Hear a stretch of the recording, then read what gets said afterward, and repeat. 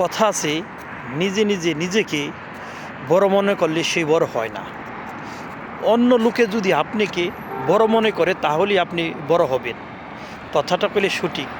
কথাটা কেন বললাম, আমাদের দেশে কিছু কিছু লোক আছে, ছোট ছোট মানুষ, তারা বড় বড় মানুষের সাথে পাল্লা দিতে চায়, এবং কিছু কিছু সম্মানিত লোক আছে তাদের সাথে পাল্লা দিতে চায়। আসলে করলে সেটা ঠিক না।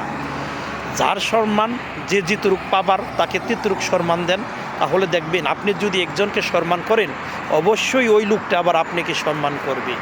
এটাই হচ্ছে প্রকৃতির নিয়ম। এই নিয়মে যদি আপনি এগিয়ে যেতে পারেন দেখবেন আপনি সকলের কাছে ভালো থাকবেন।